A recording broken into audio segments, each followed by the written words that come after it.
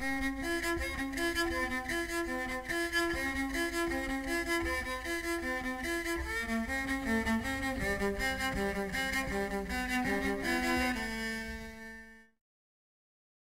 first act of direct action, I suppose, at the factory was blockade and rooftop occupation of the factory. Thursday the 20th of May 2004. This is a demonstration at Moulsecoombe in Brighton. Camera operator is PC Palmer, Charlie Papa 083. Comms officer is PC Pete Searle, Charlie Sierra 225. And driver is... For the day, PC Graham Masters AM 271. And thank God it's only for the day. The main aim of it was a big publicity stunt. It was simply to get people knowing that there was an arms company in Brighton. For those that haven't been up the front there are two aspects to this. That's 0730, a protest activist in place against premises called EDO-MBM. The significant thing for those premises is that they make bits that go on the wings of Tornado aircraft that drop bombs in Iraq. So there were 6 of us D-locked by a neck to a set of Harris fencing, like the cages you get around building sites.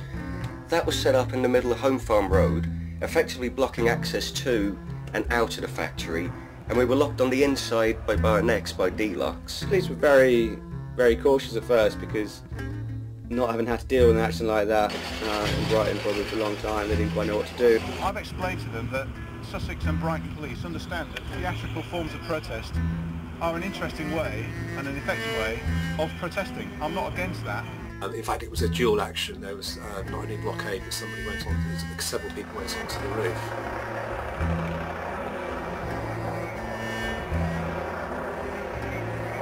There's two aspects to this. There are 6 people who found on the roof of EDO. No damage has been caused and they haven't intruded on the premises. It's essential that they do not intrude on the premises, so we need to be alert that anything we do down this end of the road, if it provokes a reaction at the top of the road, the sanctity of that building will be paramount. We managed to keep the road shut for you know, probably about 6 hours, I'd say, in total. My proposal is that we'll make use of the tactical equipment that we've got to cut through the one shackle that holds the barrier together on the far right-hand corner. I think they took advice from other police forces, you know, who have experience in this kind of protests. Speaking with John Reed, tactical advisor, we'll take that advice and have contact with Thames Valley Police this morning, Cambridge Police and the Metropolitan Police, who've got some experience of doing this type of thing. We know that this is a highly motivated group of protesters. Nothing wrong with that, nothing wrong at all. EDO didn't know what to do and they told all their workers not to come in that day. What I'll say to you is I want to keep the plan, such as I've described, as simple as possible. What I'll say to you is a plan, however imperfect, is better than no plan.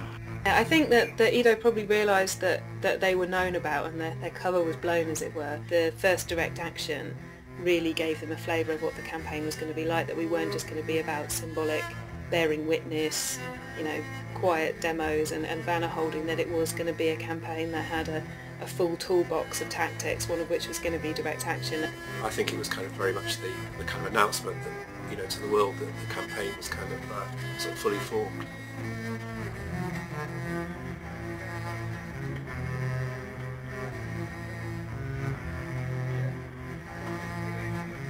I would like EDO to leave Brighton.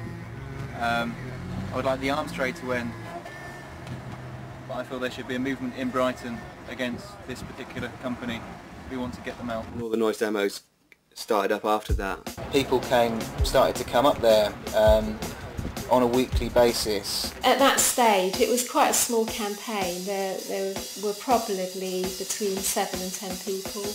And this would consist of people going up with drums, pots and pans, megaphones and loudspeakers, trying to make as much noise as possible to basically to make it impossible for the workers to leave work without having to think about what they did for a living.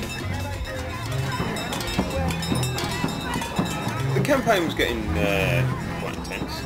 There were regular demonstrations up there. There wasn't just the weekly demos, there were also surprise demos up there. There had been demonstrations outside the homes of the directors. At first, at the very early stages, we found that we were confronting the arms industry. But then we had the addition where the police started to encroach on our rights. and become ever increasingly in the way of our protest. You can walk away, this is a free highway. They can walk away, we're non-violent, we're peaceful, they can walk away when they want. They're doing their job, they're trying to feed their families, aren't they? They're trying to pay their bills, which you obviously must relate to. We of course caught the police's attention, and at that stage they would attend the demonstrations, but on a very small scale. And in fact, you know, the police presence up there just got heavier and heavier.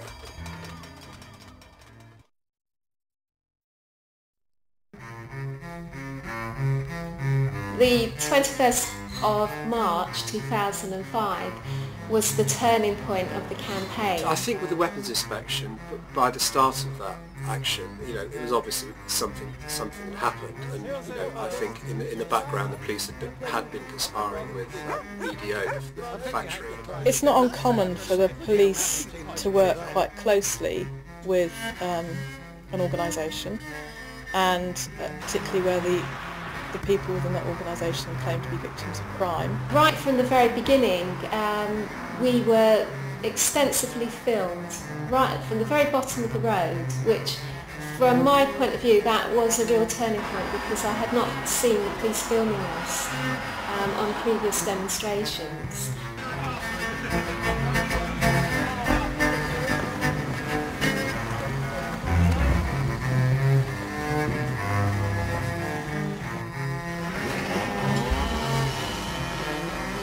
When we got to the top of the road, there was a large police presence there, and amongst the police officers there were some more high-ranking officers, which again was something we hadn't seen before. The police were most insistent that we remained on the other side of the road, and issued us for the very first time with a Section 14 notice. This is Sussex Police notice that under Section 14 of the Public Order Act 1986, I have taken notice that the place the public assembly is being held. It seems there was certainly a change of tactics when they started to rely on Section 14 to try and restrict protest activity outside EDO, and there were a number of occasions around that time then when people received these notices, and on one occasion there was only 2 people there and they received a notice under Section 14 of the Public Order Act in an attempt to restrict where they should protest. Why are you standing there with your camera filming a private meeting which is obviously private?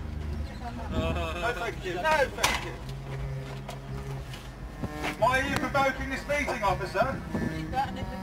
The assembly will be confined to the opposite side of the road. In hindsight, that was quite significant because the terms of the Section 14 order were very similar to the injunction that they were asking for, and we received that just a few days after that. Side of the road, please. You have been warned if you fail to comply, you're liable to arrest. On that bank there. And that's when people started to be threatened with arrest, and people were actually arrested.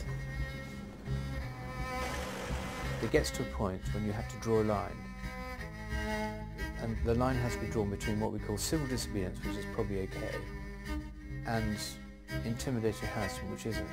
The moment the 3 arrests were made on the day of the weapons inspection, there was telephone communication between Chief Inspector Kerry Cox and Timothy Lawson-Cruttenden. It was the following day after that that Mr Lawson-Cruttenden issued the proceedings in the High Court.